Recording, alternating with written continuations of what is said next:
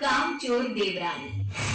एक बार की बात है, सुषमा अपने पूरे परिवार के साथ खुशी खुशी मोहन नगर में रहती थी। उसकी दो बहुएं थी, पल्लवी और शिवानी। एक दिन दोनों बहुएं रसोई में काम कर रही होती है कि तभी उनकी सास सुषमा उन्हें बुलाती है। अरे बहू, जरा इधर तो आना। शिवानी, जरा जाकर देखना सासू माँ क्या कह रही है।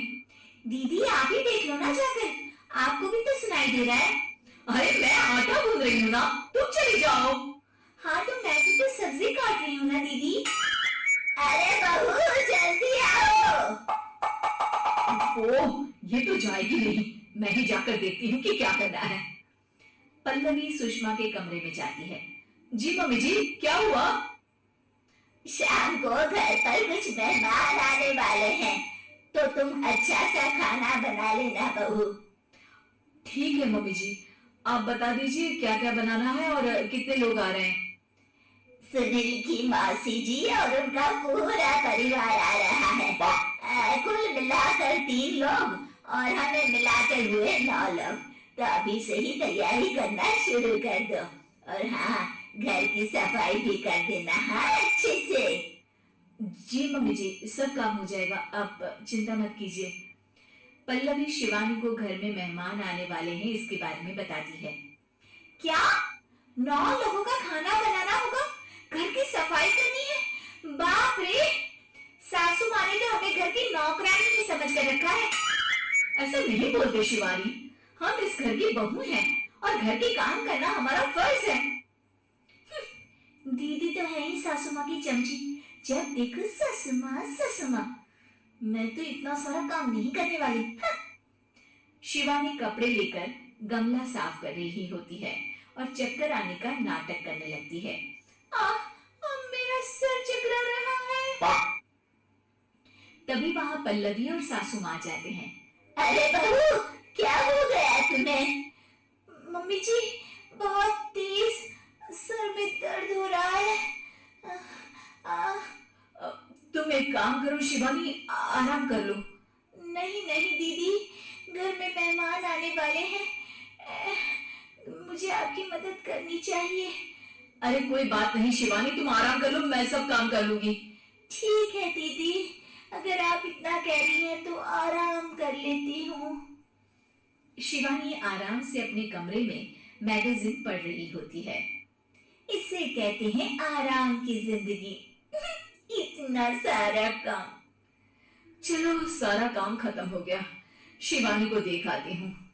शिवानी अपने कमरे में ईयरफोन में गाने सुनते सुनते सो जाती है और उसके साइड में मैगजीन भी रखी होती है। पल्लवी वहां आ जाती है और वो सब देखती है।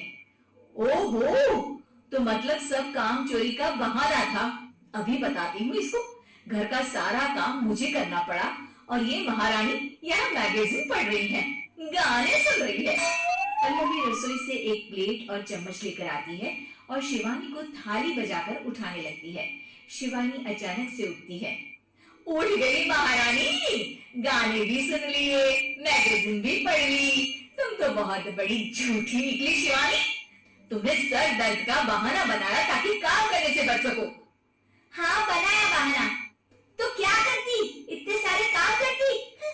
मुझे कोई शौक नहीं है चापलूसी का। क्या चापलूसी? तुम्हें लगता है कि मैं सारे काम चापलूसी के लिए कर रही हूँ? नहीं तो क्या। तभी वहां सासू माँ आ जाती हैं। अरे बहू, वो लोग बस आने ही वाले हैं, तुम तैयारियां कर लो। जी सासू माँ, तुझे तो मैं बाद में देखती हूँ। सब खाना खाने बैठते हैं और खाना शुरू करते हैं। तभी सुनील की मौसी बोलती है। वाह भाई वाह, खाना तो बहुत ही अच्छा बना है सुषमा जी, एक एक चीज में क्या स्वाद है। ये सुनकर शिवानी मुंह बना लेती है। उसे अपनी जेठानी की इतनी तारीफ रास नहीं आती। आपकी बहुएं तो बहुत ही अच्छा खाना बनाती है। हाँ, बनाती तो दोनों ही अच्छा है, पर आज ना ये सारा खाना बड़ी बहू ने बनाया है।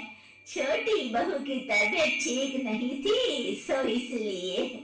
मानना पड़ेगा सुषमा जी, आपकी बड़ी बहू तो बहुत ही गुणवान है। पल्लवी की तारीफ सुनकर शिवानी को जलन होती है। पल्लवी ये सुनकर खुश हो जाती है और शिवानी की तरफ देखकर उसे चिढ़ाती है। कुछ देर बाद मेहमानों के जाने का वक्त हो जाता है।